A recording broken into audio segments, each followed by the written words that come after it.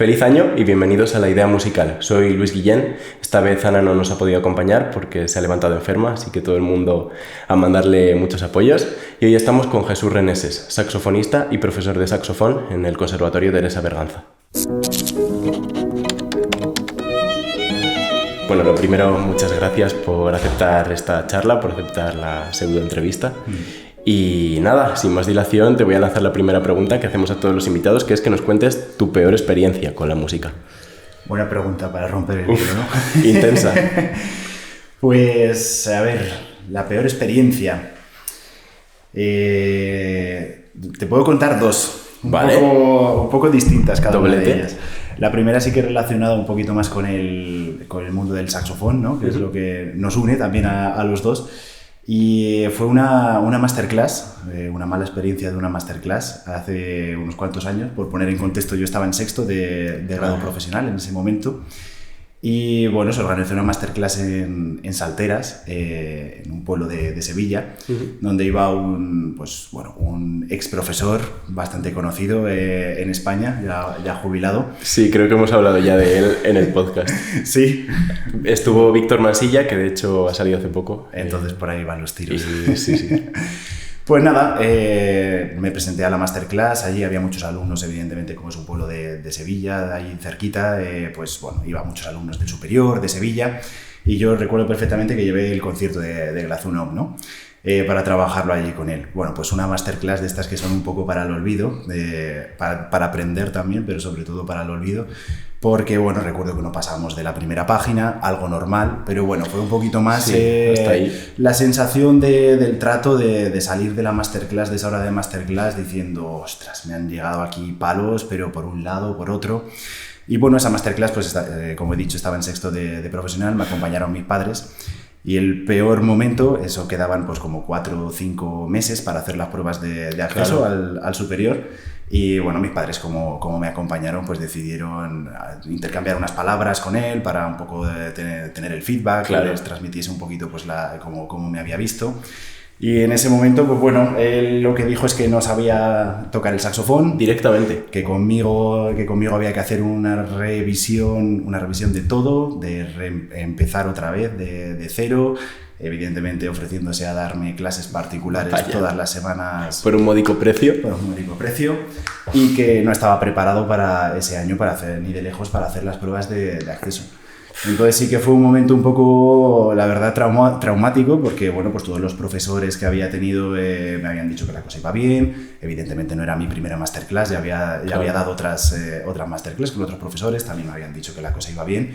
Y claro, te encuentras a falta de unos poquitos meses para tú con toda la ilusión de hacer las pruebas de acceso, y te encuentras a una persona que te está diciendo que no sabes tocar el instrumento, que hay que empezar de cero, que no estás preparado para esas pruebas de acceso. Y bueno, pues fue un momento, pues lo que decimos, un poco traumático en el sentido de hacerte replantearte todo, si la cosa va bien, si él es el que tiene razón, si los otros profesores son los que tienen razón. Y además siendo un crío, porque al final en sexto de profesional pues tampoco tienes formada como esa seguridad en ti mismo. Quizá habrá gente que sí, por supuesto, pero no es la norma. Estás ahí con tus 17 años, que todavía no estás pues en la adolescencia, que todavía no tienes ese criterio, ¿no? Y bueno, por suerte luego evidentemente me presenté a las pruebas de acceso, entré en los dos sitios que quería, que era el superior de Albacete y el superior de Aragón, en Zaragoza. Supongo que en el Real Conservatorio de Madrid no te presentaste, ¿no? En el de Madrid no. En ese momento, bueno, me gustaba mucho, estaba David Pons en Albacete y estaba Mariano García en Zaragoza. Al final opté, luego hablaremos a lo mejor un poquito de esto, sí, por supuesto. Pero al final opté por Zaragoza porque bueno, el Conservatorio de Albacete ese año era el segundo año que se acababa de abrir. Estaba todavía rodando, ¿no? Claro, entonces me parecía fundamental que el aula ya estuviese hecha, que hubiese gente en cuarto, en tercero, ya funcionando. Y bueno, pues fue una situación ahí un poco peliaguda, ¿no? Un poco delicada. Jolín. Y nada, y la otra anécdota traumática, esta no tiene que ver tanto conmigo, pero bueno, un día que estaba en casa, allí justo en la etapa que estaba en París, pues estaba en la cama, a las 4 de la mañana me suena el teléfono y mi pareja, mi novia, Marta, me llama, pues que no encontraba la viola. Justo ella estaba estudiando en Austria, en Linz, tenía que coger un vuelo en Viena, de Viena a Madrid, y nada, y me llama súper preocupada que no encuentra la viola, que no está en la habitación, había cogido una habitación de hotel para hacer noche. Claro. Y que no la encontraba. Entonces, esa situación, yo espero que no nos pase a ninguno. Toquemos madera. Mira que no era mi instrumento, pero aún así, claro. Evidentemente era muy afín, porque evidentemente es mi novia, ¿no? Y claro, fue una sensación de nervios. Ella justo venía también porque la habían llamado de la RTV para tocar. Y bueno, pues llevábamos ahí mucho lío, y además en un momento importante en su vida seguramente, sí, que es que te llamen de la RTV, ¿no? Sí. Wow. Y justo tienes la mala fortuna de que, bueno, pues con todo el lío que llevábamos ese año de viajes para allá, para acá, para vernos entre nosotros, para los proyectos que salían, volver a España, pues estar cansado, de olvidarte la viola y, claro, y allí en lo que es el cercanías de Viena, pues se quedó dando vueltas. Uf. Por suerte apareció sana y salva. Hubo una persona. Esto yo creo que en Carabanchel no pasa. Eso aquí en España en general y bueno, en muchos países. Eso te pasa también ahí en Francia, en París, y no vuelves a ver el instrumento ni de cachondeo. Y nada, pues tuvo la suerte de recuperarla, una persona que la encontró, que entendió que era algo muy valioso. Y algo muy personal también, porque yo ya no es lo que vale el instrumento, que por supuesto también, porque son instrumentos caros, pero ya es la relación que tienes con tu propio instrumento, ¿no? Sí. Cada uno es un mundo, cada uno tiene unas sutilezas, unas delicadezas personales, claro. Y a mí si ahora me quitas mi saxofón, ponerme otra vez a buscar, lo pasaría muy mal. Sí, tú lo has dicho, no solo el precio, sino la afinidad que tienes, ya lo conoces, y sobre todo en cuerdas también, que nosotros claro. Aún son instrumentos que gran parte se construye ya con máquinas. Eso luego es. tiene su parte a mano, sí. ¿no? Pero instrumentos de cuerda que se diferencian muchísimo. Tipos de madera y... Ahí está, sí. Pero bueno, por suerte apareció, pero sí que lo recuerdo también como un momento diferente al primero que te he contado, ¿no? Sí, pero también... Pero de esa llamada a las 4 de la mañana, agobiada, sola, en Viena, y yo con la sensación de impotencia de decir, ¿qué hago? Y sentir, pues claro, que en ese caso como si el instrumento fuese mío, porque ya llevábamos mucho tiempo juntos, claro. Y demás, y bueno, pues fue un poquito complicado. ¿Y cómo es esto de llevar la relación? Porque esto es algo que nos pasa a muchos músicos, creo. El tema de estudiar fuera es muy recurrente, sobre todo en España. ¿Cómo es esto de llevar la relación a distancia y de tener tantos viajes, tantas programaciones, un calendario tan lleno? Pues es difícil, pero a la vez, bueno, yo creo que las dos personas, nosotros lo hemos llevado muy bien. Y yo estuve en Francia 5 años, y lo hemos llevado, la verdad, que muy bien. Los dos teníamos claro que queríamos ir juntos. Hemos primado siempre nuestra carrera profesional ante la personal, sabiendo, no quiere decir que nuestra relación sea menos importante que nuestra carrera profesional, sino que si tenemos un proyecto profesional, pues a lo mejor el viaje que tenemos programado o pensado puede esperar y buscar otra fecha. Entonces ese hecho de primar un poco la carrera profesional de cada uno, de si me tengo que ir a estudiar fuera, lo vamos a aceptar, vamos a buscar la manera de gestionarlo con viajes. Y sobre todo el hecho de querer estar juntos. Claro.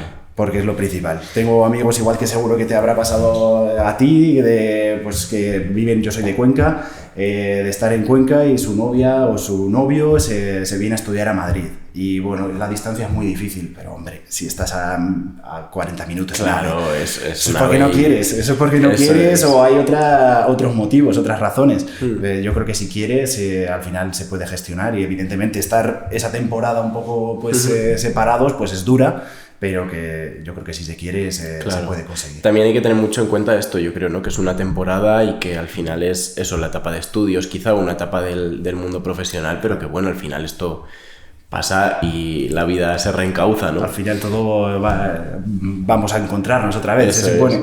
Ese es el objetivo. Muy bien, pues quería hablar también un poco de tus inicios con el saxofón, ya profundizando, ¿no? Un poco en tu trayectoria. ¿Cómo empiezas? ¿Cómo decides estudiar saxofón? Pues fue un poco casual. Yo empecé en mi pueblo, en Huete, un pueblo de Cuenca, a media horita de Cuenca. Y nada, mi madre yo recuerdo que me decía siempre, ¿quieres que te apuntemos a clases de música? Y yo, no, esto a lo mejor con 6 años, luego con 7, ¿quieres que te apuntemos a clases de música? Yo, no. Hasta que cuando con 8 años me quiero apuntar y me quiero apuntar a saxofón. ¿A saxofón? A saxofón, además.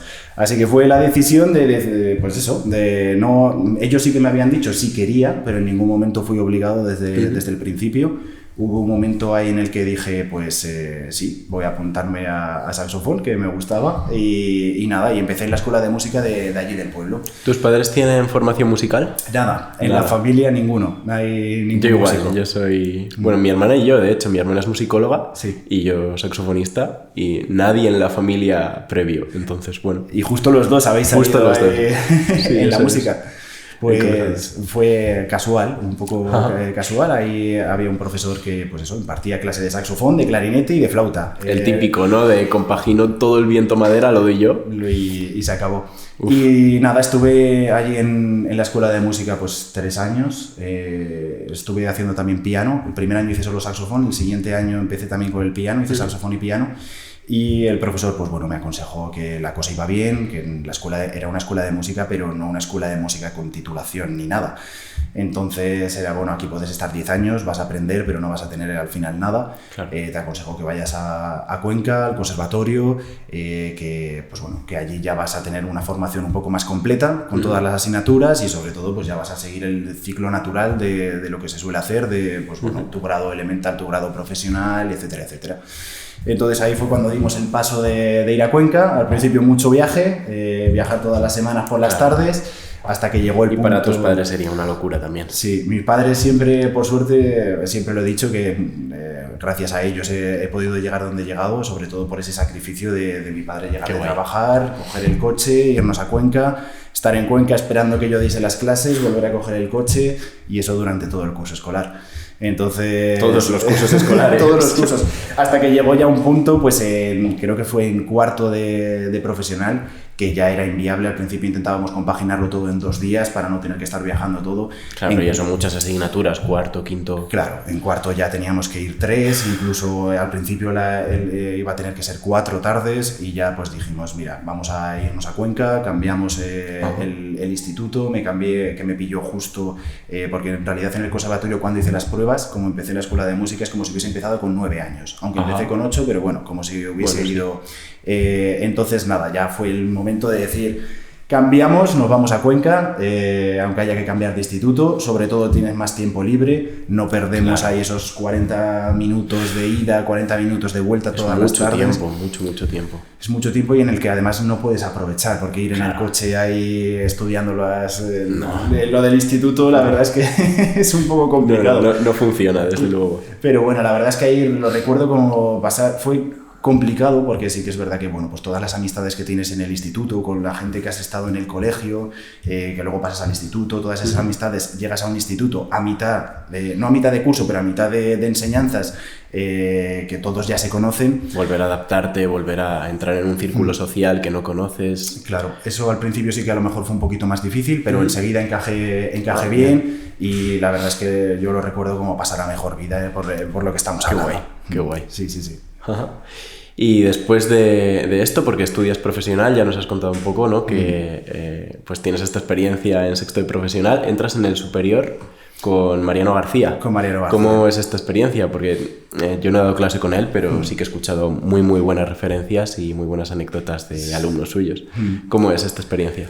Yo la verdad es que a Mariano siempre le estaré agradecido. Yo creo que fue el profesor adecuado para el momento, que en el momento en el que lo necesitaba. Y bueno, cuando entro en Zaragoza, pues al principio lo primero fue, estamos aquí en el podcast para hablar de lo bueno y de lo malo, ¿no? Por supuesto. Y además muchas veces es más interesante lo malo que sí, sobre todo bueno. Para aprender, ¿no? Si lo tratamos de un punto de vista constructivo, porque tampoco hemos venido aquí a quejarnos de muchísimo, pero por supuesto, claro, hay que... Sí. No vivimos en los mundos de Yupi. Claro, no como queja para nada, sino que, bueno, pues fue un momento difícil. Al final, yo creo que a todos nos ha pasado de estar en los últimos años de grado profesional, y ya pues ser un poco, por decirlo entre comillas, el rey del conservatorio. Ya despuntas un poco, ya se supone que, bueno, pues que empieza a funcionar, destacas un poco porque ya vas orientando el hacer la superior. Y porque hay mucha gente que no lo enfoca para hacer superior, que simplemente pues he llegado hasta aquí, me voy a sacar el título, pero como el que se saca un título de yo qué sé. Claro, termino por tener el título, ya que es una carrera de tantos años y ya está. Y luego tienes la gente pues que sí que lo enfoca en el superior y evidentemente pues eso se nota, el nivel de sacrificio, las horas que le echas al instrumento, pues se nota. Entonces, claro, pasas de estar en un estatus del conservatorio en el que ya te conoce todo el mundo, que empiezas a destacar, que tocas, eso es, y pasas a un conservatorio en el que dices, un palo de 3 pares de narices, porque claro, ves que cambia la vida por completo. Ya tienes a gente de segundo de superior que lleva un año entero dedicándose por completo al instrumento y a la música, y dices, ostras, que yo me estaban diciendo allí en el conservatorio que era ahí un fuera de serie, y la vida empieza ahora. Y ahora aquí me tengo que poner las pilas, pero lo más grande para llegar al nivel. Es un poco lo bonito de la música, yo creo también, ¿no? Sí. El hecho de que cada vez el progresar es darte cuenta de lo poco que sabías antes. Claro. A mí eso me fascina, en realidad. Al principio lo gestionaba peor porque sentía que era como un camino eterno, infinito, que nunca iba a acabar, pero ahora sí que incluso me parece de lo más fascinante de este mundo, ¿no? El hecho de que siempre va a haber más profundización en tu instrumento, va a haber más repertorio que montar, va a haber mejor forma de tocar ese mismo repertorio que ya montaste. Claro. Es muy bonito. Es un descubrimiento constante. Eso es. La música es un descubrimiento constante, que siempre tenemos cosas que aprender, enfocar de una manera distinta una obra que ya hemos trabajado, como has dicho. Y bueno, volviendo a la pregunta, con Mariano es un gran músico, espectacular, pero sobre todo es un grandísimo pedagogo. Es una persona que cuando das una masterclass con él, cuando te escucha en clase, te analiza en 10 compases, ya sabe lo que necesitas, cuáles son tus puntos fuertes, cuáles son tus puntos flacos, que hay que trabajar, y eso se nota luego en los alumnos, cuando él te dice una cosa específica que hay que trabajar, y además es una persona que tiene muchos recursos para explicarte diferentes técnicas. Doble picado, respiración circular, mejora de la columna de aire. Es una persona que no te va a decir tienes que mejorar tu columna de aire y hasta luego, tú apáñatelas. Es un gran pedagogo que te va a decir recursos, ejercicios para mejorarlo, que si esos no te funcionan va a tener los recursos para darte, para enfocarlo de otra manera, para que al final para llegar al punto común de ese dominio. ¿Qué pasa de qué importante también y qué difícil como profesor? Y ahora que también estoy dando clase, claro, es lo que considero más valioso, ¿no? El hecho de detectar qué necesita el alumno en este momento. Sí. Y un poco se lo explico a mis alumnos como, vale, es como si tuviéramos un montón de barritas de progreso simultáneas, ¿no? Pues la articulación, la columna de aire, lo que dices, el picado, lo que sea, ¿no? Un montón de cosas. Tenemos que ver cuál está más floja, porque al final esa es la que va a determinar cómo tocas. Claro. Entonces ir un poco nivelándolas poco a poco hasta que lleguemos a un consenso, pero detectar eso no es tan fácil en realidad.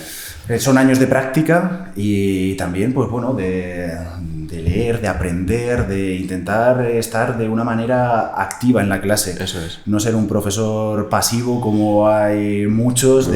Bueno, vamos a pasar el rato y listo. Ya darle vueltas a cosas y... Claro, de encontrar la manera que sea más adecuada para solventar ese problema. Y nada, con Mariano él lo enfocaba pues los 2 primeros años eran de mucha técnica, tanto de base como mecánica. Allí le gustaba mucho diferenciarlo, todo lo que era técnica mecánica, pues de dedos, de fluidez, de pues poder hacer que no tengas ningún problema a la hora de enfrentarte a un pasaje técnico en una obra. Y luego esa técnica de base más relacionada pues con el sonido, el saber hacer una nota afilada y que no se nos octave, por ejemplo en nuestro caso, el trabajo del vibrato, trabajo de la afinación, todo esto. Entonces, bueno, pues él lo que hacía era analizar muy bien a cada alumno. Yo en mi caso, por ejemplo, de técnica mecánica, de dedos, de velocidad, iba bien, pero en mi caso me ponías a hacer un re grave al piano y pues cuando llegaba una P hasta luego, ya se octavaba o sonaba sucio. Entonces, bueno, pues fue un trabajo de esos 2 primeros años muy técnicos. También, evidentemente, trabajar el repertorio, trabajar estudios, y luego a partir de tercero y cuarto sí que nos dejaba mucha más libertad de elección de repertorio. Siempre te orientaba en cuanto a piezas, que no te enfocases a trabajar. Creo que el superior no es solo para trabajar un tipo de repertorio, para eso ya nos podemos especializar mucho más tarde.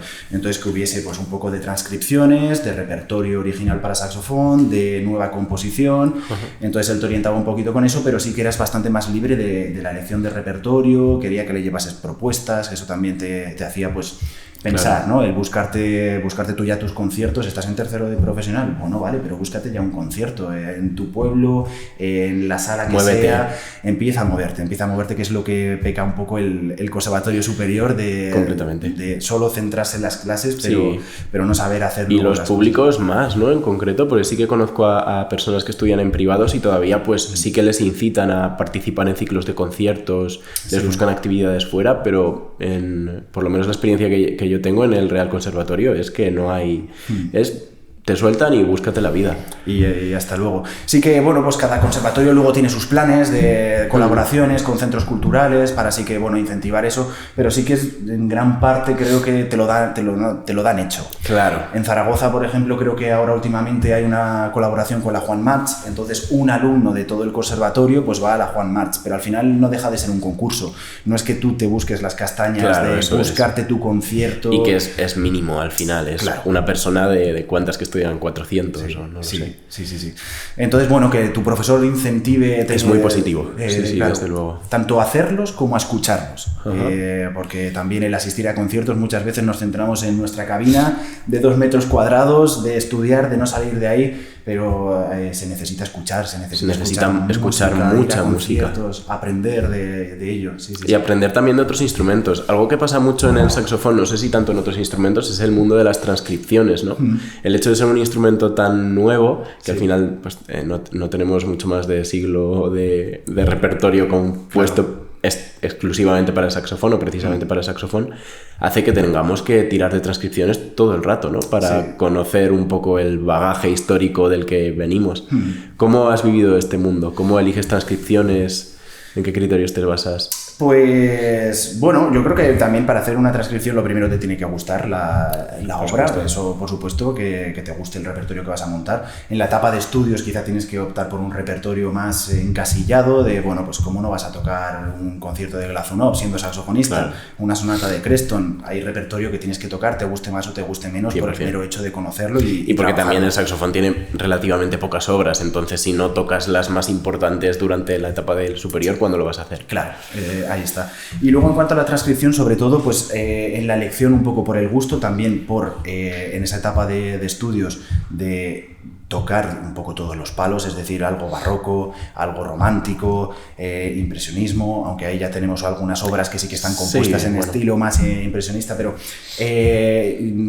intentar abordar diferentes repertorios. ¿Por qué motivo? Yo creo que sobre todo porque no es lo mismo analizar el barroco si no lo tocas. Totalmente. Podemos dar una clase de análisis con un profesor espectacular que te explique cómo funciona el barroco, que te explique en historia de la música todos los compositores, la época, contexto histórico, pero realmente somos músicos. Queremos hacer música, estar en contacto con la música, coger el texto y sobre todo nosotros cuando hacemos una transcripción yo creo que tratarla siempre desde el respeto máximo a la partitura. Evidentemente va a haber cosas que va a haber que adaptar porque a lo mejor para nuestro instrumento no van a funcionar, entonces va a haber que adaptar pues a lo mejor articulaciones, incluso tesitura, porque se nos vaya por arriba o por abajo, porque nuestro instrumento está muy limitado. O dobles cuerdas, que por lo que sea no lo hemos inventado todavía. Ahí está. Entonces, bueno, pues tratarla con el máximo respeto, ser fieles todo lo que se pueda a la partitura, pero luego ser conscientes que a lo mejor es más beneficioso pues no hacer esas dobles cuerdas porque no las podemos hacer, o bajar. Que también tiene que haber un criterio detrás de, vale, hay doble cuerda, pero ¿cuál es la voz principal? ¿Cuál puedo sacrificar, ¿no? Ahí está.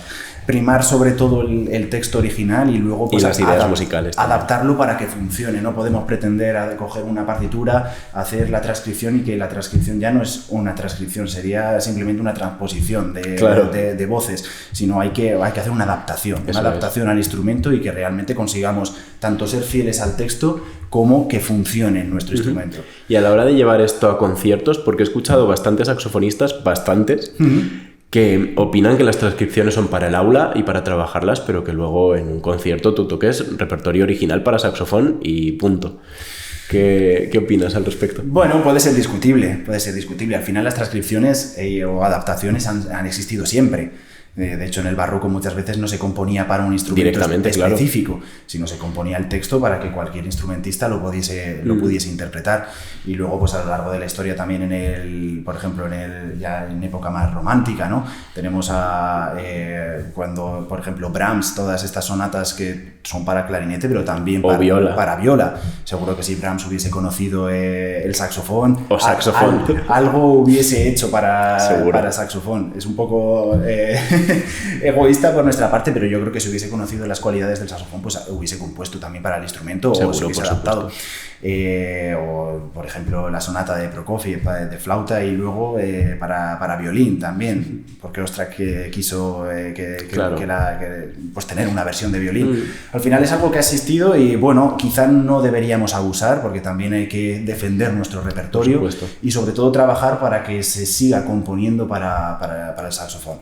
Claude tenía una frase allí, Claude Delang, en París, que decía: para un instrumento para el que no se compone está destinado a morir.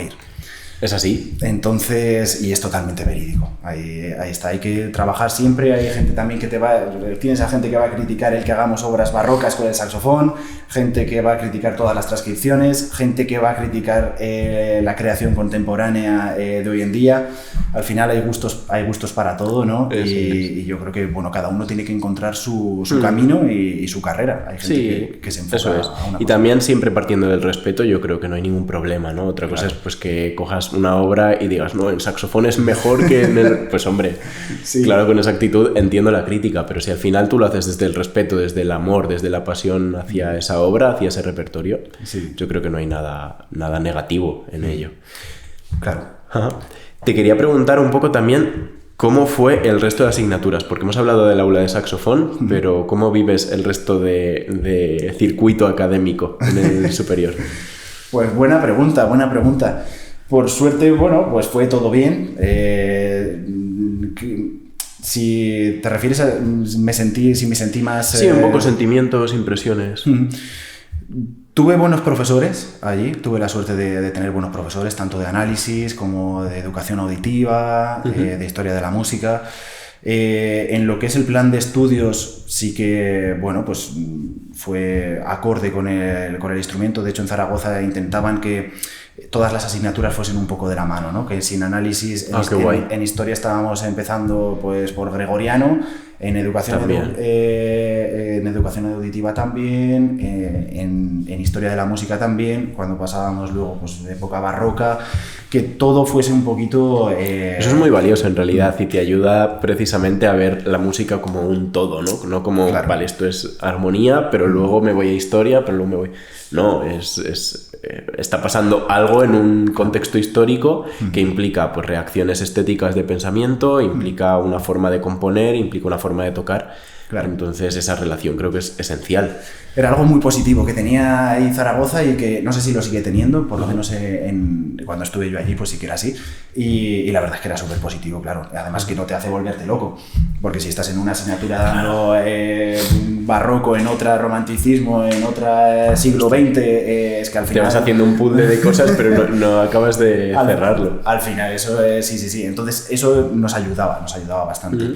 Y luego pues bueno, recuerdo con mucho cariño a Javier Líbana, un profesor de auditiva que tenía, creo que uno de los mejores oídos que he visto, un tío que, es que pillaba todo a la primera, oído absoluto, evidentemente, y luego sobre todo un oído absoluto muy bien trabajado. Muy Eso es muy importante, porque un oído absoluto que no se trabaja, al final yo creo que es mucho más valioso el oído armónico, el escuchar tensiones, el saber adaptarte un poco a la armonía, que saber qué nota es o el nombre de la nota. Sí, de hecho para nosotros como instrumentistas de instrumento transpositor, ¿no?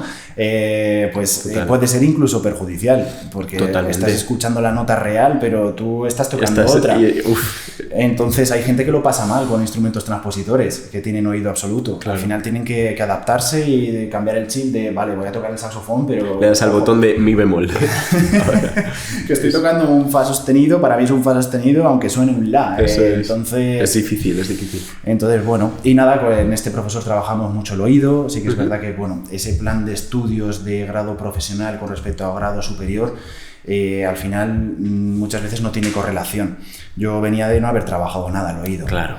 Como los planes de estudio en cada comunidad autónoma son diferentes, en cada conservatorio superior son diferentes. Y cada profesor enfoca la asignatura un poco como le da la gana, claro, por las libertades de... Estamos ahí en el limbo, un poco en el limbo, ¿no? Y al final pues da pie a que haya mucha libertad, que bueno, puede tener su parte positiva, pero también pues te hace que, pues claro, llegas al superior, educación auditiva, venga, vamos a escuchar esto y tienes que saber la inversión del acorde cuando no lo has hecho nunca. Claro. Ostras, pues tú escuchas el acorde, sabes si es mayor o menor, pues lo escuchamos todos, claro, pero ahora en ponte sí, ya... Sí, pero te meten quintas disminuidas, claro, o acordes aumentados, o... Claro, ya empiezas con otro tipo de acordes, o con las inversiones, con... Si no lo has trabajado antes, es una locura intentar abordar esto en 1 año o en 2 años. Claro. Entonces, bueno, sus clases eran súper amenas y lo recuerdo con mucho cariño por eso, porque bueno, pues se hizo despertar un poquito el oído, currar un poquito más eso, y relacionado con tu pregunta anterior, sobre todo también me ayudó, yo creo, con respecto a la afinación, porque claro, en nuestro repertorio muchas veces coges una obra de Brahms con todos esos arpegios que le gustan tanto, ¿no? Claro, y claro, muchos acordes, o sea, muchos intervalos muy grandes, séptimas, novenas. Claro, tienes que afinar, y no es lo mismo afinar una tercera, una quinta, claro, una octava. Que entonces, también es difícil. Pero... Claro, y con nuestro repertorio quizá no es tan intuitivo como si coges otro repertorio. O sea, que es otro punto positivo para abordar ese trabajo de transcripciones. Y por lo demás, nada, el trabajo en el aula pues era muy completo. Luego ya enfocado un poco a la asignatura de saxofón, hacíamos todas las semanas preparación de conciertos, que llamábamos allí. Teníamos una hora en la que 3-4 alumnos de saxofón pues tocaban la obra que estuviesen tocando. Aparte de las audiciones que hacíamos todos los trimestres. ¿Esto semanalmente? Semanalmente había una hora que teníamos que era eso, preparación de conciertos. Entonces íbamos rodando. Éramos 12 personas en el aula, pues cada 3 semanas sabías que tenías que tocar algo. Ya fuese un estudio, ya fuese una obra solo, ya fuese una obra con piano. Y era un momento también un poco de crítica musical, porque nos hacía, tocaba un alumno y 2 de los que no habíamos tocado, pues dichos un poco a dedo por Mariano, cambiando, claro, para que hablásemos todos, teníamos que decir un par de cosas positivas y un par de aspectos a mejorar, que creyésemos que se tenían que mejorar. Muy interesante esto también para trabajar la escucha activa, ¿no? Para no estar ahí como, jolín, otra vez me toca... Sí, tengo que estar pendiente y tengo que ver lo que está pasando realmente musicalmente. Claro, y claro, a nosotros eso nos ayudaba mucho, porque cada 3 semanas tenías que tocar, te tenías que exponer, además ante un público muy crítico, porque son tus compañeros y tu profesor de saxofón. También es bueno que sabes que son tus compañeros, entonces al final pues la crítica no va a ser a hundirte, va a ser a... No, para nada, y si acaso alguna no se daba la situación, a lo mejor en casos excepcionales, de hacer algún comentario un poco más fuera de tono, eso Mariano lo cortaba de raíz, claro, tenía que ser un comentario, los comentarios de aspectos a mejorar, que nunca negativos, de aspectos a mejorar, era... pues siempre con un fin que sea positivo para la otra persona, claro, que se lo pueda tomar bien, y como un aspecto, pues bueno, estamos para aprender. Ahí está. No solo para que nos den palmitas en la espalda. Claro, entonces, que no se aprende nada de eso. Claro, entonces estaba muy bien en ese aspecto. Pasando un poco a la etapa cuando terminas el superior, después del recital y demás, decides estudiar en París, en el Conservatorio Nacional de París. Sí. ¿Cómo es esto? ¿Cómo preparas las pruebas? ¿Cómo es el proceso de que te cojan allí? Pues, a ver, fue un poco particular, porque yo hice las pruebas cuando estaba en tercero de profesional, o sea, en tercero de superior. ¡Wow! Entonces, yo no podía hacer las pruebas al máster. De hecho, en París estuve 5 años, hice la carrera otra vez. Hice el máster de interpretación y el máster de música de cámara. Entonces, cuando estaba en tercero, pues bueno, yo siempre tenía claro desde bien pequeño que quería salir de casa. Siempre he sido, pues eso, inquieto. muy, muy inquieto. Y bueno, yo se lo decía a mis padres, que yo quería salir, y quería salir al extranjero, pero esto a lo mejor era un enano, y ya tenía esa inquietud. ¿Qué pasaba? Y nada, pues en tercero se planteó la opción de preparar pruebas al superior. No podía hacer, repito, al máster porque todavía no tenía el título superior, claro, aquí en España. Y bueno, pues nada, las preparé recuerdo que fueron pues de las pruebas que quizá mejor he preparado, más seriamente las he abordado. Porque, bueno, yo creo que decido, pues, ¿cuándo fue? Sería por octubre, noviembre, decido hacer las pruebas. Allá en París se hacen en febrero. O sea, con poco margen realmente, con 4 meses. Sí, pues octubre, noviembre, sí, yo creo que fue más octubre, un poquito, pues 5 meses antes. Entonces planteamos como objetivo el preparar las pruebas al superior de París. Y a partir de ahí, pues fue echarle horas. Sí que es verdad que tengo que reconocer aquí que alguna asignatura común me salté por echarle más horas al saxofón. Esto es algo que también quería comentar contigo porque yo lo he sentido mucho desde mi experiencia en el superior, y es que muchas veces las asignaturas comunes, las asignaturas más teóricas, me han quitado tiempo para estudiar. Sí. Y es probable que mi tercero de superior haya sido de los años que menos he estudiado por imposibilidad técnica, porque es que no tenía tiempo, ¿no? Claro. Entonces, claro, se dan estas cosas de, vale, ¿qué elijo? ¿Elijo tocar para preparar realmente lo que quiero ser instrumentista, o elijo ir a historia de la música? Pues claro, a veces hay que elegir. Pues en mi caso fue ese. De hecho, allí, por ejemplo, teníamos la asignatura de inglés. La asignatura de inglés en ese... ¿Obligatoria? Era obligatoria. En ese semestre pues decidí no ir y luego en el siguiente recuperarla. Claro. Yo era consciente de lo que hacía, pero opté pues enfocarlo completamente, pero al nivel de que pillaban las navidades entre medias.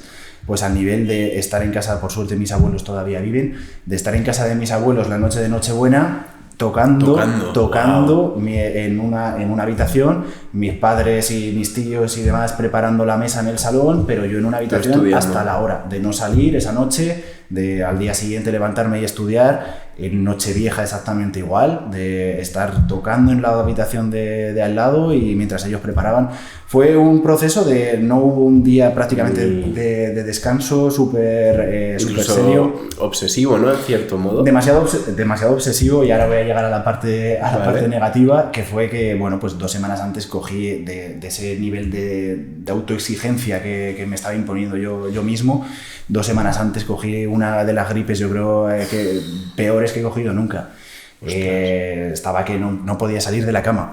Y yo creo que fue el cuerpo que ahí dijo, basta.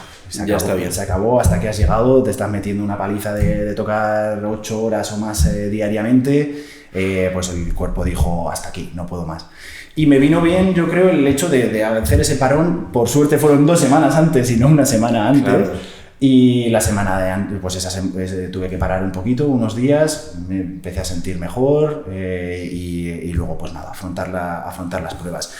Hice todo el repertorio que tenía que llevar. Las pruebas al superior allí en París es un repertorio, la dificultad quizá es que el repertorio es impuesto. Si haces las pruebas al máster es totalmente libre. Bueno, miento, hay una obra obligada, pero todo lo demás es libre elección. Las pruebas al superior, al final es un concurso, de hecho se llama concurso de entrada. Entonces tienes una primera fase con un repertorio de unas 3 obras y luego una segunda fase en la que tienes una obra que sale 2 meses antes, la anuncian la obra obligada 2 meses antes. El típico contrarreloj. Y otra que sale 2 semanas antes. ¡Wow! La que sale 2 semanas antes suele ser algo asequible, sencillo, pero sobre todo que se vea pues a lo mejor una fantasía impromptu, que se suele tocar. Musicalidad. Que busques musicalidad, que en esas 2 semanas tú la prepares y sepas que sabes afinar, que se ve las ideas, que se ve que lo puedes afrontar con poco margen. Y nada, pues hice las pruebas allí al superior Y bueno, quedé en lista de espera. Yo no entré directamente. Entonces, bueno, es algo que ha pasado mucho. Al final salen muy pocas plazas. Claro. Y mucha gente quiere estudiar allí. En París. Al final es el punto de referencia a nivel internacional prácticamente del saxofón. Sí, por eso con lo que me preguntabas, pues bueno, era un poco la idea, el objetivo de entrar en París era pues porque es como la referencia para todos los saxofonistas. Por supuesto. Y el hecho de estar allí es no solo de, pues bueno, es una ciudad que te ofrece una cantidad de cosas espectaculares, de oferta cultural, sobre todo artística. Y nada, entonces, bueno, pues fue un sabor muy agridulce por toda la preparación que había hecho, con toda la seriedad, pero es algo a lo que te expones, al final es algo que bueno, que forma parte de la vida del músico. Y que hay que tener en cuenta antes de ello, obviamente trabajamos con el objetivo de entrar, ¿no? Claro. Y visualizamos, ¿no?, el estar allí estudiando además, pero... Sí. Puede darse la casuística de que pues no que en la vida te diga que por ahí no ha sido esta vez o... Claro. Y nada, bueno, pues seguí el año de tercero de superior y bueno, pues de hecho recuerdo que cuando iba a empezar ya cuarto de superior ahí en Zaragoza, me fui una semana para preparar las cosas en el piso y demás, no hago nada más que volver a Cuenca y me llega un mensaje que había una vacante en el aula de saxofón y como estaba ahí en la lista de espera, pues que me correspondía a mí. Entonces, bueno, el hecho de que saliese una plaza vacante, que no suele pasar, hay veces que sí, pero bueno... Sí, es raro, ¿no? O sea, que consigas hacer todo este proceso de selección, que consigas una plaza sí, y digas, no, pues ya no... Y bueno, no sé por qué fue exactamente, pero bueno, al final se quedó ahí la plaza libre y nada, y claro, pues fue enseguida, recuerdo que tuve que salir a correr. O sea, me puse tan nervioso en casa que me puse la ropa de salir a correr un poco, desfogar. Digo, pero ¿qué está pasando? ¿Qué está pasando? Y nada, pues llamé a Mariano, se lo expliqué. Mariano, evidentemente, o sea, esto no lo puedes rechazar, tienes que probarlo. Si luego si te ves que allí no encajas o cualquier cosa, pues ya tienes tiempo de volver. Claro. Lo que sí, hablándolo con mis padres, con Mariano, optamos porque no podía dejar ese año vacío en Zaragoza. Porque me arriesgaba es decir, yo claro... A no tener plaza cuando volvieras. No a tener plaza cuando volviese. Estaba a falta de 9 meses para terminar y tener mi título de superior y me iba para estar 3 años haciendo el superior con lo que te puede pasar en 3 años. Ahí fue un poco... No sé si demasiado cautos o pesimistas de lo que te pueda pasar, pero bueno, cuántas personas también te pasa cualquier cosa en el labio, una pistolina o cualquier cosa. Y ya estás un año que no puedes tocar o que tienes que... Claro, entonces allí en Zaragoza sí que en tercero y en cuarto te liberaban mucho de asignaturas teóricas. Primero y segundo te comías allí mucha teoría, mucha asignatura teórica, pero tercero y cuarto no. Entonces en tercero, o sea, en cuarto hablé con los profesores de las asignaturas teóricas, hablé con Mariano y me dejaron hacerlo como a distancia. Entonces me presentaba a los exámenes. O sea, compaginas cuarto de superior con primero de superior en París. Con primero de superior en París. Y fue un año muy caótico. Claro. Con Mariano, pues en el sistema de estudios en Francia funciona diferente al español. Cada mes y medio, cada 6 semanas, tienes 1 semana o 2 de vacaciones. ¿No? Entonces eso me permitía que esa semana o 2 de vacaciones... Intensivo en España. Ir a todas las clases, intentar hacer los exámenes o trabajos que había que hacer, aprovechar a dar 2-3 clases con Mariano, si coincidía que había audición, hacerla en ese momento. Claro. Entonces fue lo que me permitió compaginar las 2 cosas. Y bueno, lo peor fue el último mes, que el último mes sí que fue totalmente caótico. Supongo que preparando recital también en España. Claro, era exámenes y allí hay examen de saxofón al final de curso en París. Entonces preparando todo eso, exámenes, recital y trabajo de fin de máster en España.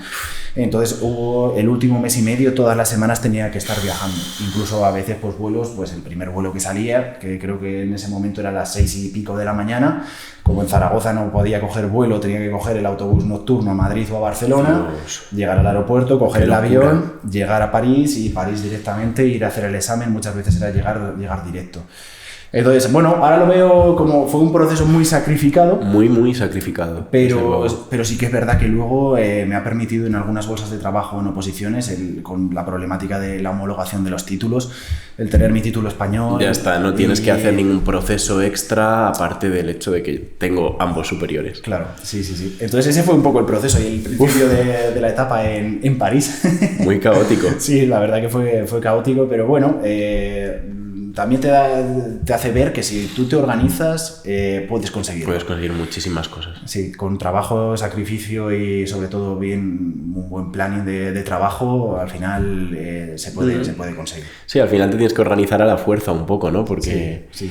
Es eso, o sea, o me organizo súper preciso y súper bien y cumplo a rajatabla con la planificación que he establecido, o no puedo abarcar tanto. No, entonces... Claro. Sí que es verdad que parece que abarque mucho, pero al final no deja de ser clase de saxofón, mismo repertorio con un profesor y con otro. Eso es cierto, que si puedes más o menos compaginar el repertorio que estás tocando, no es tan locura. Otra cosa sería pues que te impongan repertorios distintos de cada sitio. Claro. Que ahí ya... No, ya sería imposible. Luego, por ejemplo, análisis, sí que teníamos análisis en cuarto. En cuarto sí que en Zaragoza tenías desde primero hasta cuarto asignatura de análisis. Bueno, en París también tenía asignatura de análisis y bueno, pues al final es una asignatura, no es que estés... Das lo mismo, sí, claro. O sea, ya sabes analizar, entonces es más fácil enfrentarte. Claro, por mucho que estés en Madrid, yo vería, por ejemplo, más difícil a estudiar un grado superior y una ingeniería. Sí, estás totalmente. haciendo cosas totalmente distintas que te llevan las dos... Cero punto común. Las dos carreras son totalmente distintas. Claro, sí, eso sí que sería una locura. Pero en mi caso, pues bueno, la problemática era los viajes, sobre todo. Y bueno, pues ese estrés de estar ahí con los aviones y todo esto. Pero bueno, se superó. El primer año ya quedó atrás. ¿Y cómo continúas? ¿Segundo, tercero en la clase de Delang? Pues hay una opción allí en París, que es hacer la licencia, el bachelor, que pues, como se llama allí, ¿no? Pero lo que es el equivalente al superior aquí, lo puedes hacer en 3 años o lo puedes hacer en 2. Entonces hablé con Claude con la posibilidad de hacer el superior en 2 años. Como yo ya había hecho el superior en España, me quedaban luego otros 2 más de máster. Creía que pues esos 4 años con él eran suficientes, que no necesitaba ese 5º año. Entonces segundo fue un año en el que ya preparé mi recital de final de superior en París. Accedes ya directamente al máster en función de tu nota. Tienes que superar allí, se valora con bien, assez bien, bien, très bien à la unanimité. Y très bien à la unanimité avec les félicitations du jury, con las felicitaciones del jurado, ¿no? Entonces tienes que tener más de un bien para poder acceder directamente al superior, o sea, al máster. Nada, ese año fue preparar la entrada al máster, el recital. Luego pasé al máster, fue ahí muy bien el recital y demás. Y nada, luego afrontar el máster, primero y segundo. Lo que pasa es que en segundo pues me metí en otro marrón, que fue el de crear el cuarteto. Qué raro. Fue el de crear el cuarteto Gammon Ensemble. Y pues segundo estaba haciendo segundo de máster de saxofón y primero de máster de cámara. Estudias el máster de cámara. De cámara, ahí con mis compañeros de Gammon. Y luego ya el último año, que por eso estuve 5, pues no hice los 3 años de licencia, pero luego como hice el año más extra de música de cámara, fueron los 5 años que estuve allí en París. ¿Tú sabes francés? Esto ya como duda personal. ¿Sabes francés antes de ir a Francia? ¿O te arriesgas y vas a Francia y luego ya...? Por completo. O sea, para nada. De hecho, bueno, te podía haber dicho esto también al principio de la charla como momento traumático. Vale. Sí, yo no sabía francés. Entonces, cuando llego allí, lo primero que me dicen es que o me saco un B1. Para licencia te exigen tener un B1 de francés, para máster te exigen tener un B2 de francés. Llego y me dicen que en 2 meses tengo que presentar un título de B1 de francés, porque si no me voy fuera ¿En 2 meses? del conservatorio, en 2 meses. Por suerte es francés y no es japonés, sí, o chino, eslovaco. Pero aún así, claro, vas desde cero. Es muy bonito todo esto siempre que decimos, ¿no? Que para aprender un idioma realmente tienes que ir al país. Hay que vivirlo. Sí, pero tienes que tener una base. Claro. Hay que tener una base de la gramática, fonética... Si no te hablan y no entiendes nada. De todo, claro. Yo estaba allí más perdido que perdido. Y bueno, pues de hecho, claro, cuando me llamaron a principios de septiembre para incorporarme de manera inmediata. Yo no tenía ni piso en París, no tenía nada.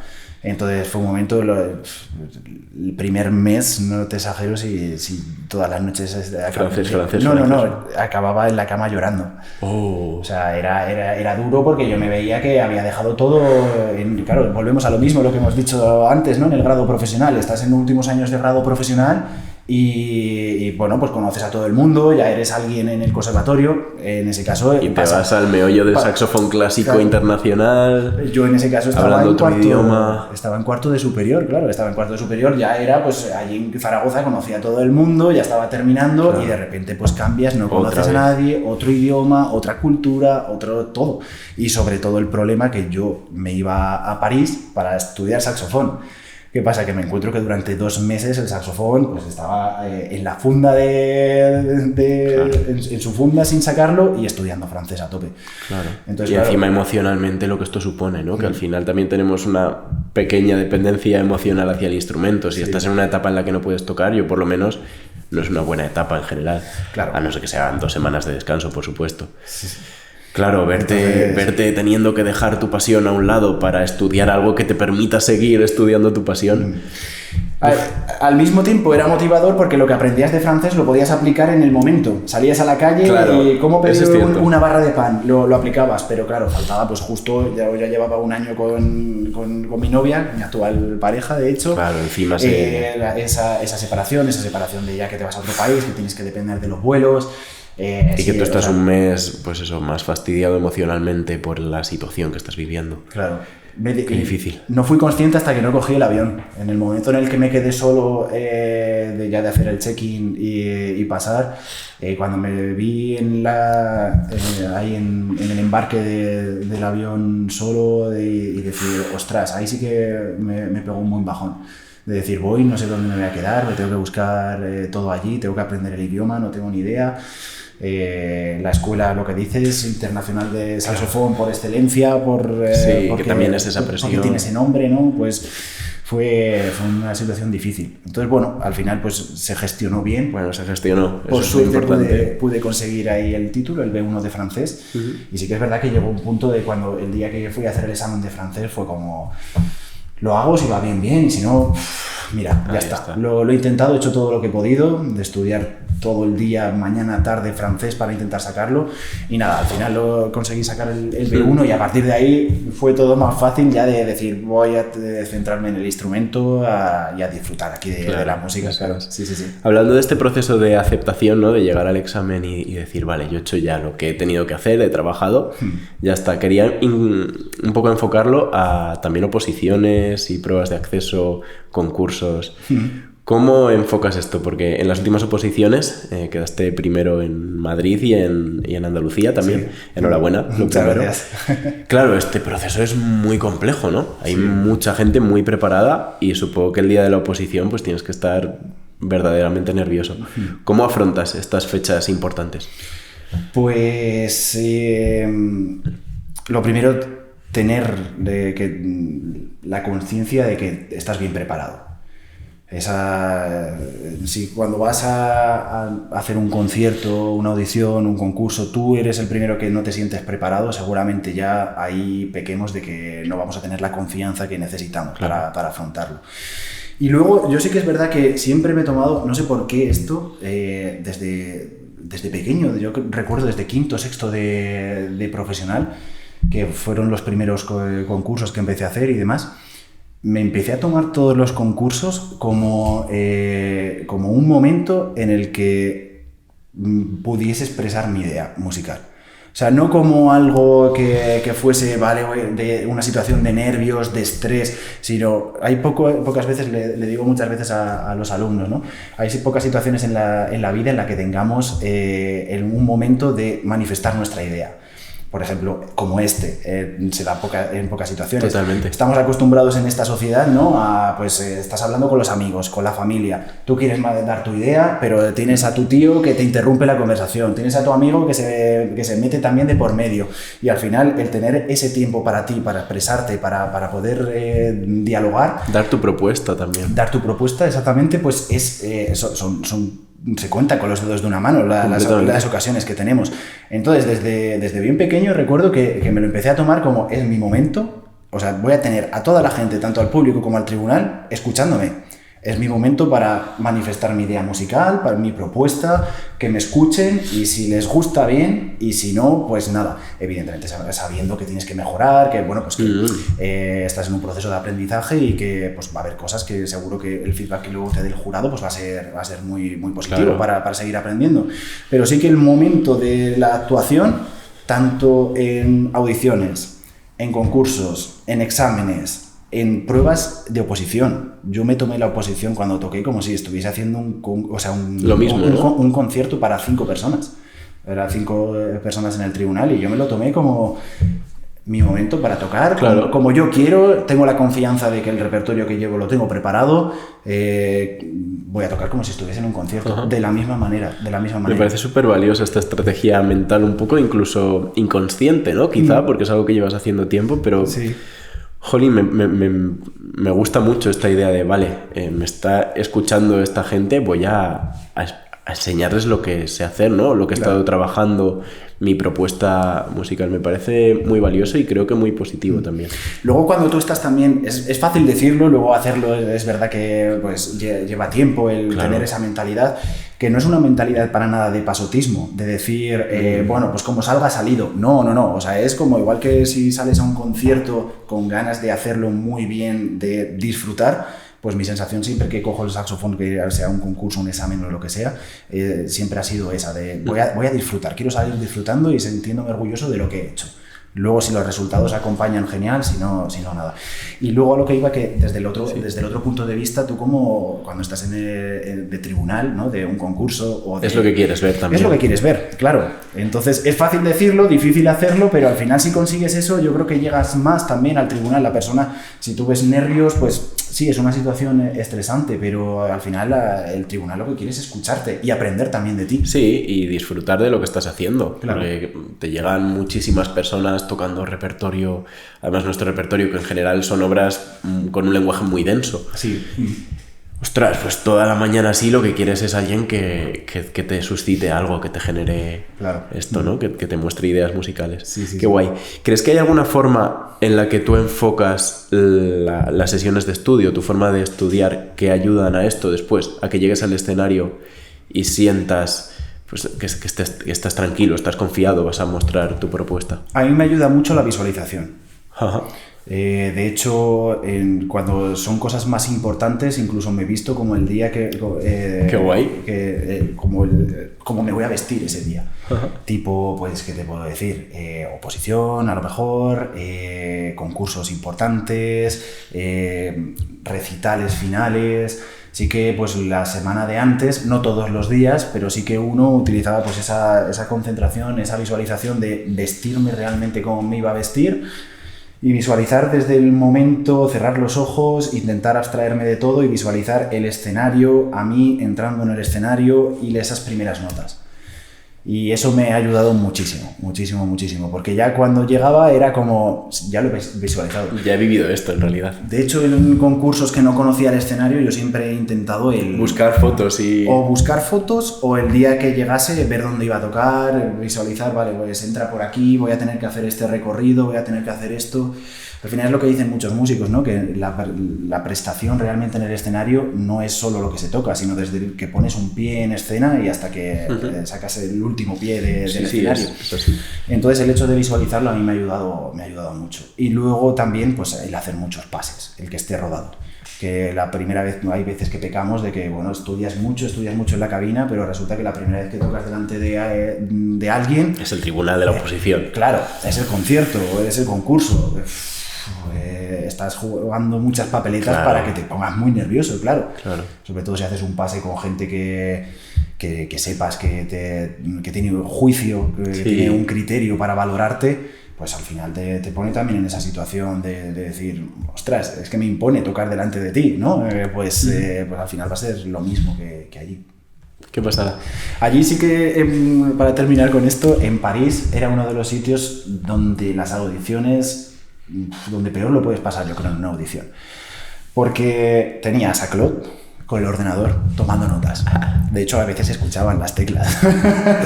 Estabas tú ahí tocando pues la obra que llevases a la audición y él con su Mac ahí tiqui, tiqui, tiqui, tiqui, tiqui, tiqui, y luego te pasaba las notas, claro. Tenías eso, tenías a todos los alumnos de saxofón, del aula de saxofón, que claro, es un aula pues potente, con mucho nivel. Tenías a toda la gente que estaba por allí por los conservatorios, el equivalente a conservatorios profesionales que iban a ver las audiciones. Que iban a ver las audiciones porque estaban en París y claro, ellos querían entrar, entonces para ver cómo iba eso, para escuchar las audiciones. Y tenías antiguos alumnos que seguían por París que iban a verte. Wow. Entonces a lo mejor te encontrabas que Qué distinto esto, ¿no? Porque desde luego en Atocha no pasa. En Atocha somos 15 y da gracias en las audiciones. Pues allí nada, no es que fuese caro, éramos los 12 del aula, pero a lo mejor te encontrabas con una audición, tampoco te voy a exagerar, pero 50-60 personas, sí. Wow. Y que el 90-95% eran saxofonistas. Entonces, claro, estabas ahí tocando, ya sabía todo el mundo además tocando muy bien. Y dices, es que si fallo cualquier cosa, o sea, claro, luego, todo el mundo cuchicheando ahí. Sí que es verdad que, claro, luego he pasado un concurso y decías, bueno, esto ya es como si estuviese tocando en el patio del recreo, ¿no? Claro, te has enfrentado ya al peor tribunal del mundo, ¿no? A 60 personas que incluso igual a lo mejor conocen la obra que estás tocando, es muy... No, claro, todos lo conocían, ahí, claro, es que incluso obras contemporáneas que acabasen de salir, hay una de las cosas de Claude, por ejemplo, con Claude como profesor. Claude es un profesor que te hace que durante las 24 horas del día, los 7 días de la semana, estés pensando en saxofón. Saxofón, ha salido esta obra, vale, voy a tocarla, voy a leer esto, voy a coger lo otro. Es como todo el rato te hace meterte en ese mundo de no salir, que no quiero decir tampoco que sea negativo, pero que tu vida es esa. Entonces, claro, al final tocas una obra de nueva creación, pero es que los demás también la conocen. O sea, que es que no había nada nuevo prácticamente ahí. Y bueno, era una situación delicada. ¿Y cómo vives esta obsesión de la que hablamos hoy en día? Porque supongo que esto tiene una etapa en tu vida. O sea, entiendo que no es escalable a tener 40 años y seguir en el mismo mood de 24 horas al día, 7 días a la semana, saxofón. ¿Cómo lo has vivido o cómo has transicionado? Pues todavía creo o espero que no he transicionado. Vale. Intento exigirme lo mismo todavía. No, bueno, el día de mañana me gustaría hacer oposiciones al superior, quiero mantenerme fuerte. Ajá. Evidentemente es muy difícil, porque al final las plazas también salen contadas. Cada 1000 años, sí. Pero sí que es el hecho de ahora como has preguntado, ahora hablaremos de oposiciones, ¿no? Sí que te da mucha tranquilidad el hecho de haber aprobado, el tener una estabilidad económica, pero sí que no es como mi objetivo el llegar ahí y se acabó. O sea, quiero seguir, a día de hoy, quiero seguir activo con el saxofón, seguir haciendo conciertos, seguir con el cuarteto, metiéndole caña, pues seguir con esa vida evidentemente no van a ser ya 8 horas de estudio, pero sí que tú mañana le eches ahí tus 4 horitas de estudio para seguir montando repertorio, conciertos, ahí haciendo proyectos relacionados con el saxofón. Si llegará un momento en el que pase esto, pues seguramente sí. Al final, ¿qué diferencia, por ejemplo, Mariano? ¿Por qué está tan activo? Bueno, es una persona que hace esto. Que no para. Que no para. Él sigue, cuando tiene un hueco libre, es para estudiar y para preparar su siguiente concierto. Con Claude veías eso, que Claude es una persona que tiene 64, 65 años ya, y él sigue, ahora ya se ha jubilado del CNSM, pero lo veías que con la maleta todos los fines de semana, que venía de hacer un concierto, que venía de dar una masterclass. Entonces, bueno, al final es la decisión nuestra de si quieres seguir en esa primera línea de trabajo o ya quieres tener un poco más de tiempo libre para ti, para tu familia, para disfrutar un poco de la vida, ¿no? Eso es. Es difícil de compaginar también, pero creo que es muy positivo esto de vale, ahora tienes plaza fija, supongo que tu mentalidad ha cambiado un poco en el sentido de que tengo estabilidad económica, puedo ya vivir de esto sin tener que hacer virguerías o sin tener que buscarme las castañas por otros sitios. Y hay mucha gente que se estanca ahí, hay mucha gente pues que consigue su plaza y ya está, y dejas de estudiar y dejas de, pues tengo estabilidad. Esto es muy negativo, creo, para los alumnos también, porque yo como alumno me interesa tener un profesor pues que esté activo, que dé conciertos, que esté al nivel. Claro. Que esté al nivel que yo quiero llegar. Sí, totalmente de acuerdo. Bueno, el tener ahí tu plaza fija, ya sea en una orquesta, en una banda, en un conservatorio, te puede hacer que digas, cumplo mi horario laboral, pero me desentiendo. Al final el problema de nuestra carrera, que muchas veces decimos, pues bueno, si estudiase, yo qué sé, cualquier otra carrera que no sea música, tendría el verano y podría estar todo el verano libre, sin tener que tener ese sacrificio de mantenerte activo. Pero al final es que lo nuestro casi se equipara más con un deporte. Sí, con deportistas de élite, en realidad. Tú o cualquier deportista de alto rendimiento de la élite... No tienen 3 meses de verano sin entrenar. Para nada, ni siquiera tienen una semana.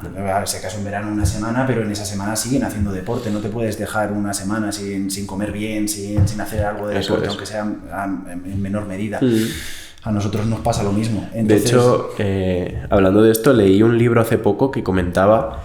se hizo un estudio entre muchos deportistas de élite y analizaban las veces que habían estado enfermos y lo comparaban con sus resultados después en concursos, en lo que sea, ¿no? Sus resultados deportivos.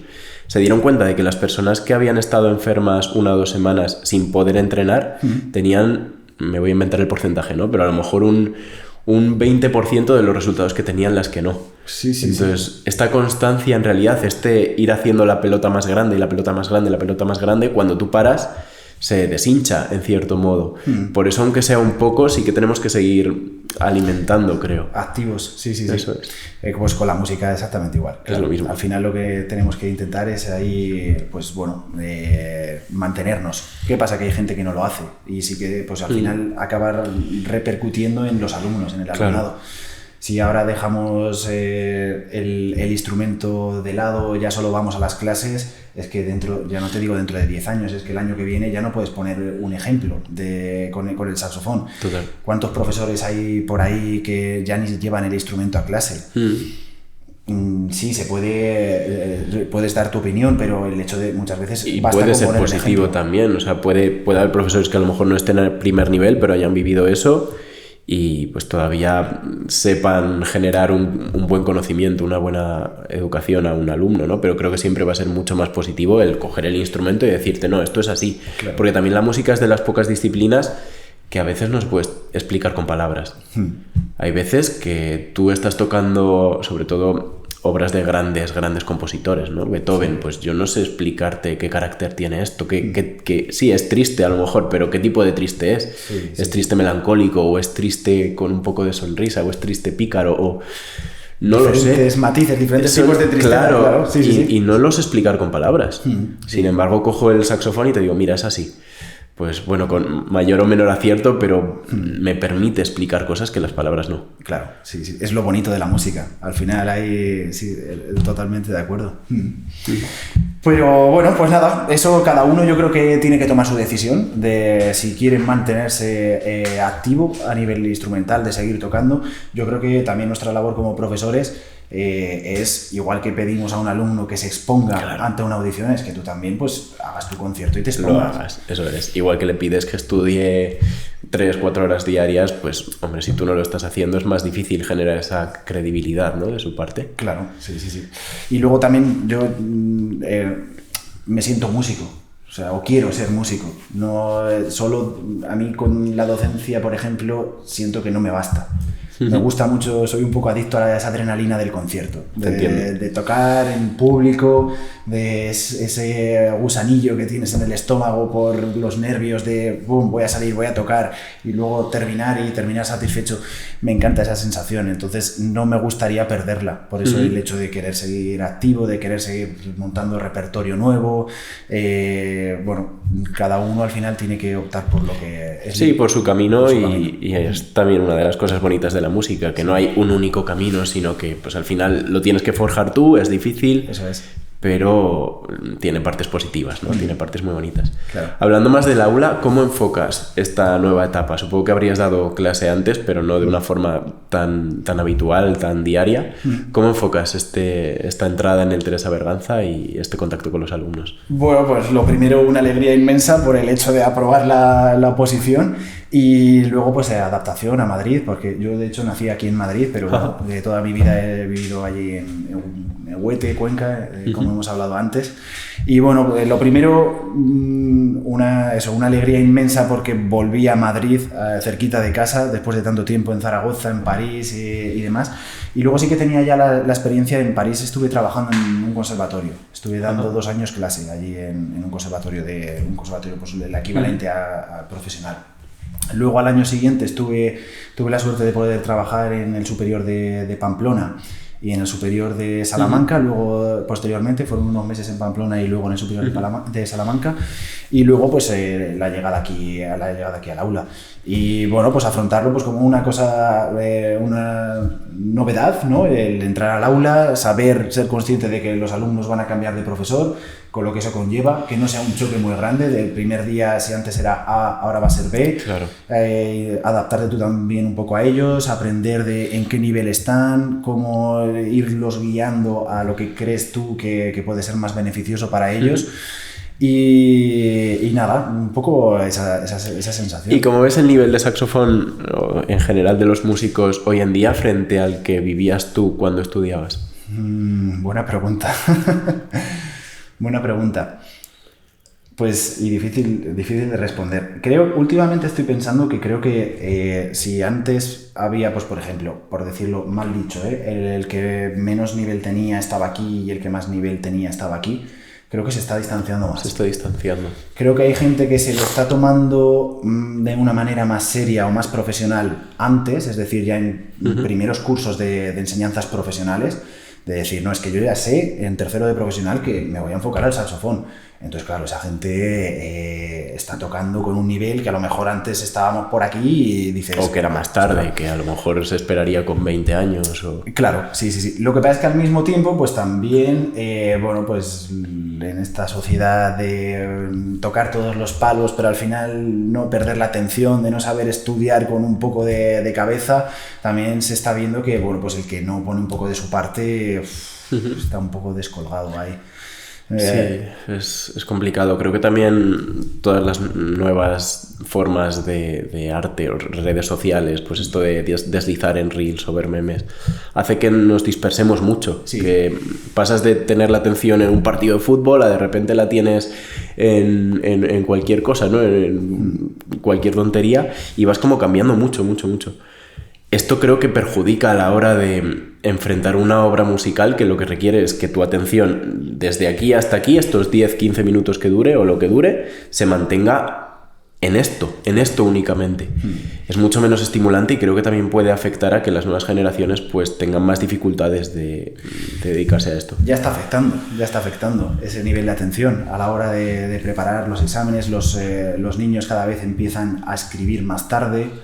En cuanto a la atención, lo que decimos de pasar el reel que dura 15 segundos y que es muy estimulante y muy fácil de consumir. Claro, es muy fácil, no te hace pensar, no te hace reflexionar. Entonces, claro, cuando tú luego le pides a un alumno que durante 15 minutos que dura un concierto o una sonata tu atención tenga que estar focalizada, y ya sin hablar del estudio. Claro. El estudio quiere decir que estés pues prestando atención, porque tu cabeza tiene que estar todo el rato analizando qué puedo mejorar, qué he hecho aquí, estoy haciéndolo bien.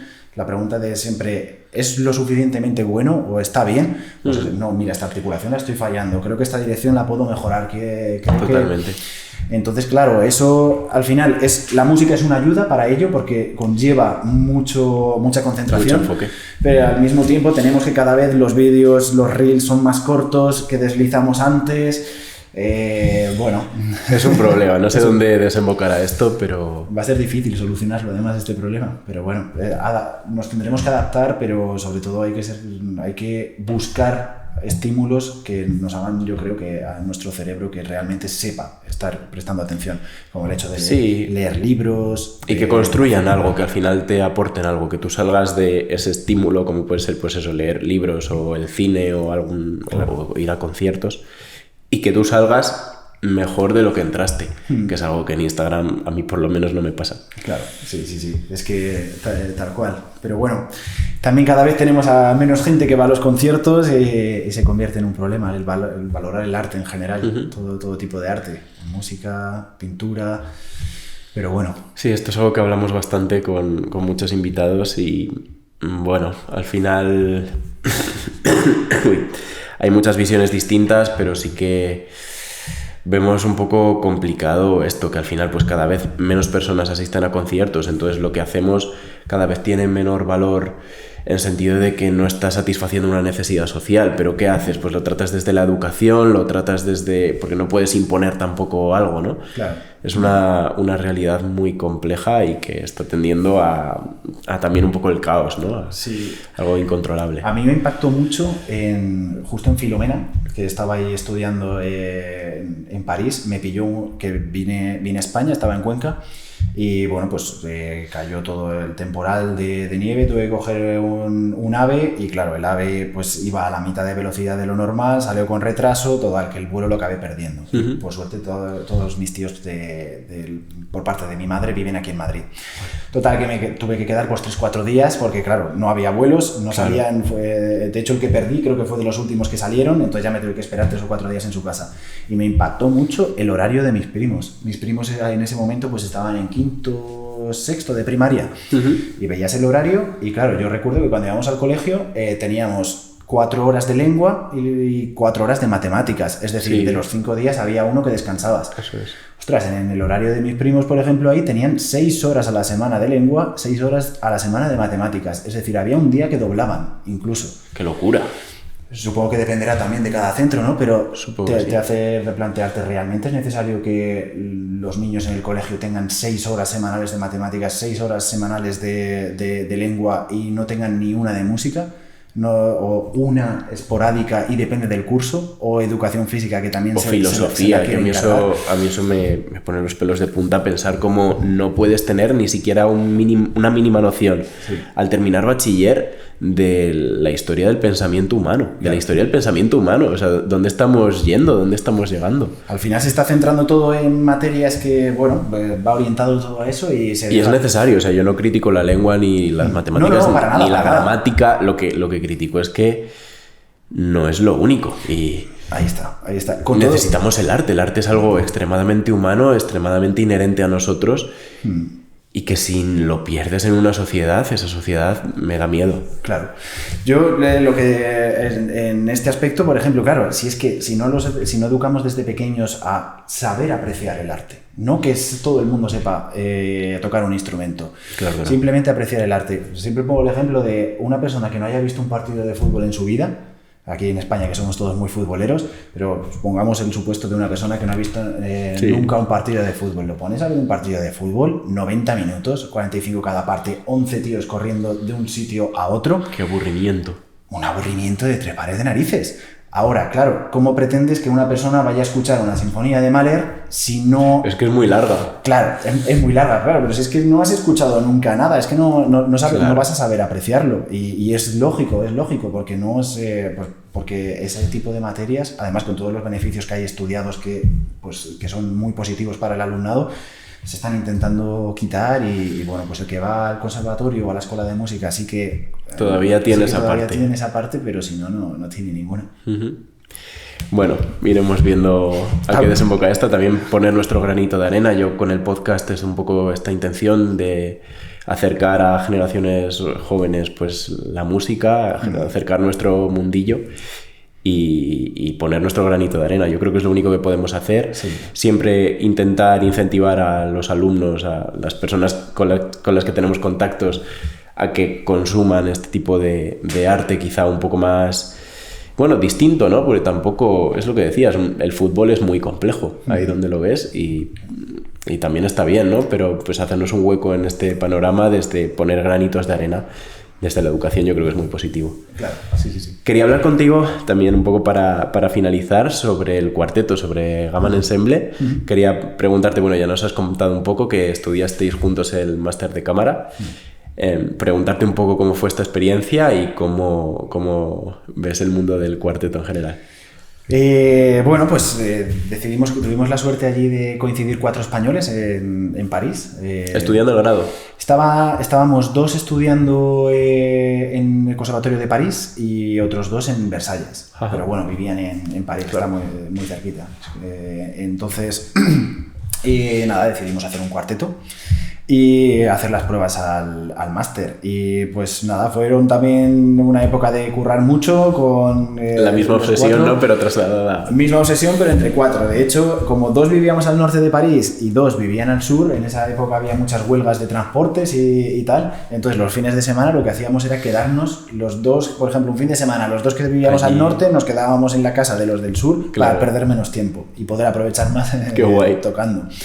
Y nada, pues entramos, hicimos el máster allí con David Walter, es un oboísta genial, excepcional, y como profesor de música de cámara, pues bueno, ha sacado el cuarteto Rayuela, Habanera fue el primer cuarteto de saxofones que trabajó ya con él.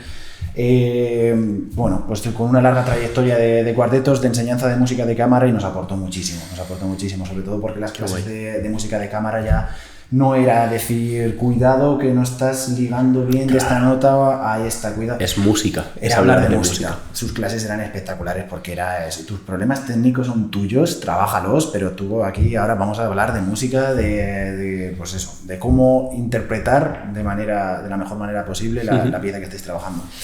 Y nada, fue una época ahí muy chula por eso, porque hablar mucho de música, mucho trabajo con el cuarteto. Yo había tenido algún cuarteto, pero no había sido no había sido a ese nivel profesional. Y nada, pues hemos seguido trabajando juntos hasta el día de hoy. Al principio era más fácil porque estábamos los 4 en París.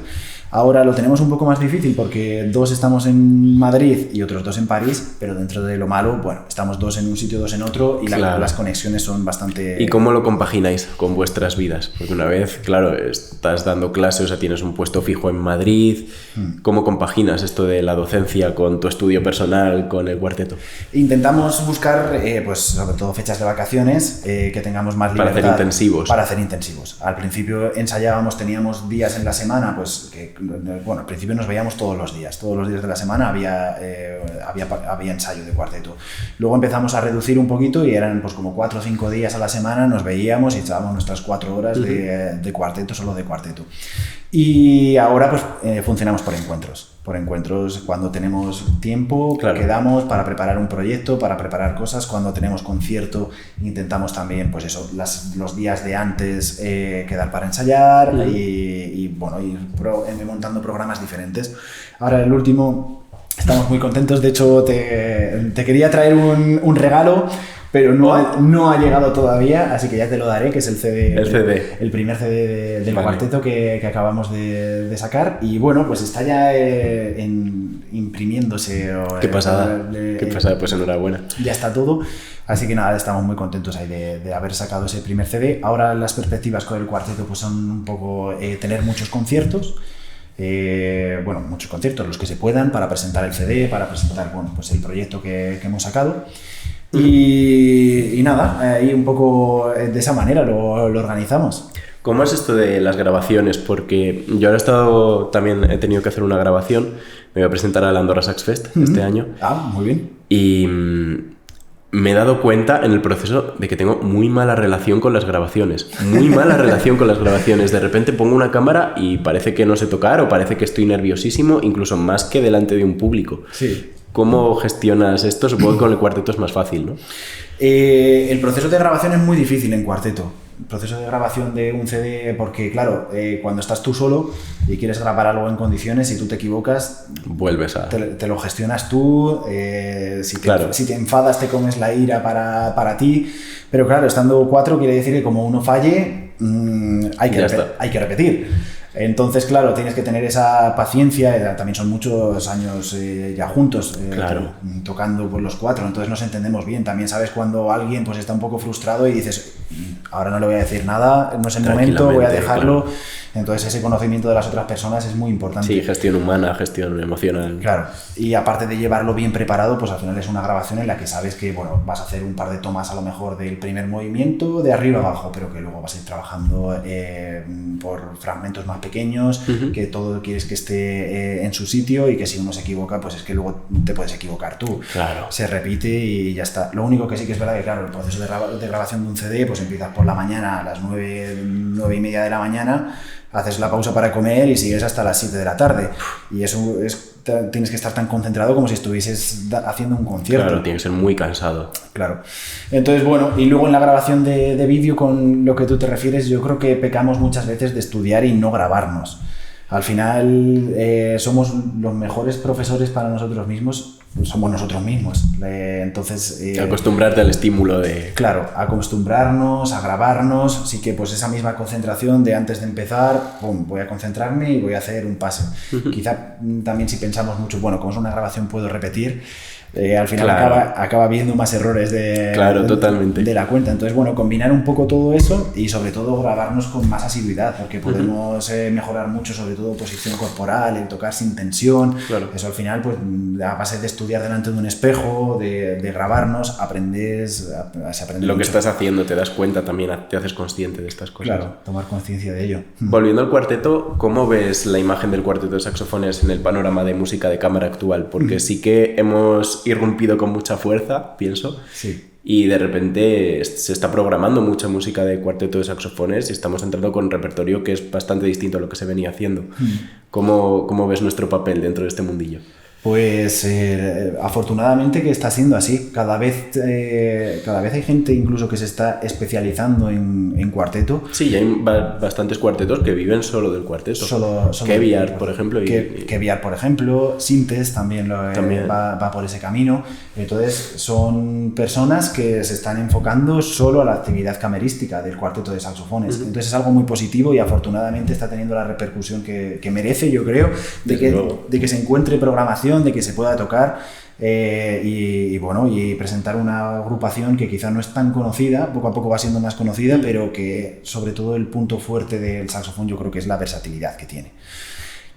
Adolph Sax en su momento como inventor del saxofón lo hizo muy bien y consiguió ahí pues ese instrumento con esa potencia de un viento metal y con esa dulzura de un viento madera. Y esa flexibilidad tímbrica también que es tan característica. Que era lo que quería conseguir. Entonces el cuarteto de saxofones con esa combinación de soprano, alto, tenor, barítono es que tiene una variedad tímbrica espectacular, lo que igual te hace que puedas afrontar obras de cualquier estilo, tanto transcripciones como obras originales, que por suerte también pues tenemos algunas de bastante peso. Y cada vez más repertorio. Y sobre todo también todos estos cuartetos y todo, yo creo que el pensamiento general del saxofonista y del cuarteto de saxofones es ir a la creación, aparte de buscar el repertorio que tenemos, de hacer transcripciones, el contacto con el compositor. El contacto con el compositor, que cada vez más compositores se encuentran un incentivo de escribir para el cuarteto de saxofones.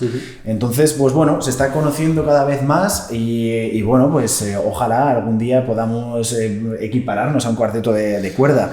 Evidentemente no contamos con la tradición musical. Claro, el bagaje histórico que tiene el cuarteto de cuerda y los grandes compositores, ¿no?, que lo han utilizado para expresar sus ideas. Es espectacular, pero sí que es verdad que el cuarteto de saxofones, pues bueno, hay esas similitudes con el cuarteto de cuerda que es... Y esas posibilidades añadidas, quizá. Claro, incluso posibilidades añadidas. No contamos con ese repertorio de compositores tan importantes que pues no han conocido el Pero saxofón. contamos con manuales de multifónicos de 60 páginas y técnicas extendidas como el que más. Ahí está. Así Entonces hay que abogar un poco por la creación, porque se siga componiendo, como decíamos antes, un nuevo repertorio para nuestro instrumento y que siga creciendo. Al final es que no tenemos ni 200 años de antigüedad. Y el saxofón está viviendo una evolución inmensa. Porque un poco su etapa dorada, quizá. Si valoramos cómo se tocaba hace 50 años y cómo se toca ahora... Es un mundo. Claro. Ha pasado un mundo. Te lo llevas a otros instrumentos. ¿Cómo se tocaba el piano hace 50 años y cómo se toca ahora? Bueno, hay diferencias. Hay diferentes escuelas, hay diferente pedagogía, pero al final no difiere tanto. Sí, es una evolución de lo que se venía haciendo en el saxofón. Es una brecha. Directamente es una brecha. Lo que se hace hoy en día con el instrumento a lo que se hacía hace 50, 60 años. Tal cual. Entonces ahora el crecimiento del saxofón afortunadamente va para arriba. Y como ha dicho mi compañero Carlos Zaragoza en una entrevista reciente también, que el saxofón puede ser el instrumento del siglo XXI, porque bueno, pues está teniendo esa repercusión. Pues nada, aboguemos por ello y mantengámoslo. ¿Dónde os podemos ver próximamente a Gaman Ensemble? Pues estamos intentando tener algún concierto aquí en Madrid de presentación del CD. Lo que pasa es que todavía no está cerrado. Vamos a hacer una gira por Corea en diciembre para presentarlo. También lo vamos a presentar en París. Pero en España no tenemos fechas recientes ahora. Entonces estamos ahí intentando conseguir alguna en Madrid para presentar aquí, hacer la presentación, que ya te digo, va a salir dentro de unas semanitas, porque ya nos falta que nos lleguen los ejemplares y ya empezar a presentarlo. Y a raíz de eso pues irán saliendo, y queremos buscar más conciertos. Muy bien, pues nada, España. Todo el mundo estar pendiente. Ahí está. Y pues nada, muchísimas gracias por la charla, creo que ha sido muy positiva. Vamos a terminar con 2-3 preguntas que hacemos siempre a los invitados. La primera es que el último invitado nos dejó una pregunta para ti, y es que si tuvieras que volver a dedicarte a la música, ¿lo volverías a hacer o no? Buena pregunta. Después de todo el sacrificio, después de todo lo que has vivido. Yo creo que sí. Me volvería a dedicar, y creo que sin ninguna duda me volvería a dedicar a la música. Yo en su momento me gustaba mucho, se me daban bien las matemáticas y bueno, me gusta la otra carrera. Si no hubiese sido a lo mejor músico, hubiese sido arquitecto. Me gustaba mucho la arquitectura y demás, o tipo de ingeniería. Pero sí que me volvería, es que de todas las satisfacciones, bueno, penas, alegrías, pero de toda la relación con la música y con ese, pues, o sea, y las experiencias que te da también. Lo que sí, no sé si volvería a elegir el saxofón. Aquí estoy enamorado del saxofón, por supuesto. O sea, seguramente sí volvería a elegir el saxofón. Pero yo he hecho mucho en falta en no poder tocar en orquesta. Lo he hecho mucho en falta. Te comprendo. Las ocasiones que tenemos tan contadas con los dedos de una mano de las obras, el repertorio que hay que incluya saxofón en orquesta. En comparación al repertorio que no incluye el saxofón en orquesta. Pues es algo que sí que yo he hecho mucho en falta y que me gustaría, pues bueno, siempre ahí surgen oportunidades de tocar una pieza, pero esa imposibilidad de formar parte de la plantilla de una orquesta. Sí, te comprendo profundamente. También es lo que hablábamos al principio un poco de la charla del repertorio, ¿no? De las transcripciones, que no es lo mismo analizar barroco que tocar barroco. Claro. Me pasa un poco lo mismo con la orquesta.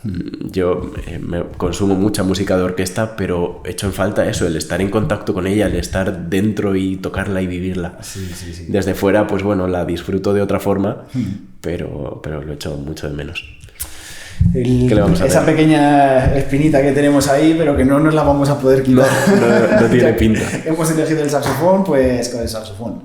Con el saxofón. Sí. Muy bien. ¿Y qué me habías dicho? No, dime, por favor. No. Sí, te iba a proponer que nos dejases tú una pregunta para el siguiente invitado. Sin saber quién es. Va a ser músico o relacionado con el mundo de la música, pero no sabemos quién es. Vale, pues... ¿Puede ser como 2 preguntas relacionadas entre ellas? Sí, claro. La pregunta va a ser para el próximo invitado o invitada: ¿qué compositor cree que está sobrevalorado? Y ya que luego hacéis lo de vuestra pizarra de compositores, y una propuesta que nos sugiera un compositor que sea poco conocido, que los músicos conozcamos a lo mejor, que no tenga tanto nombre, pero que sea especialmente interesante. Vale, muy bien, pues nada, la apuntamos y nos falta solo que nos propongas un invitado para algún podcast, alguien que te gustaría ver en este tipo de formato. Propuesta de invitado, pues ahí está. Quizá algún programador, no te voy a decir nombre de nadie, pero quizá algún programador pues eso, de conciertos, de conciertos que vea con esa perspectiva desde qué es lo que busca, que nos aclare también un poco cuando mandamos esos dosieres y esas cosas que les atrae más. Creo que puede ser muy beneficioso. Sí, es un perfil interesante, desde luego. Y que nos ayude a todos, volviendo a lo que decíamos del que falta en el superior, ¿no? Que falta en el superior, que te enseñen a cómo buscar conciertos, a todo esto, pues que bueno, que nos pueda decir un poco esa perspectiva del músico desde la programación de conciertos.